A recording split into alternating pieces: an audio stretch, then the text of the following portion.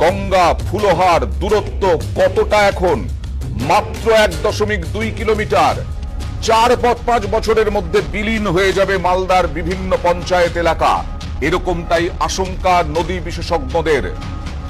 ভাঙন মোকাবিলায় 100 কোটির প্রকল্প সেচ দফতরের।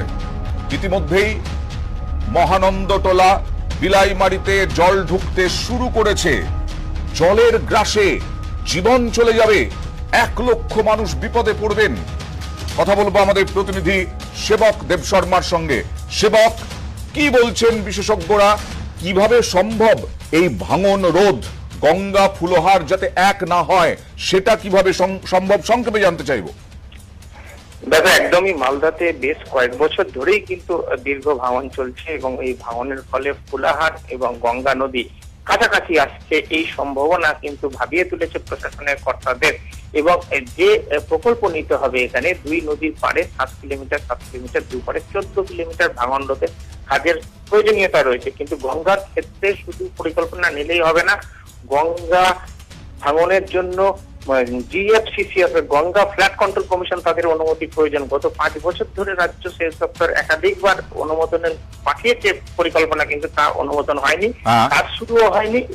এর মধ্যেই কিন্তু 2 নদী কাছাকাছি এসেছে এবং এর ফলে মহানন্দটোলা বিলাইমারির 1 লক্ষ লোক যেমন ক্ষতিগ্রস্ত হতে পারেন। এর পাশাপাশি 2 নদী মিলে গেলে কিন্তু মালদার মানিকচকের ভূতনি যে চর, সেখানে 3টি পঞ্চায়েতের আরো 1 লক্ষ লোক ক্ষতিগ্রস্ত হবেন, এমনটাই বলছেন বিশেষজ্ঞরা।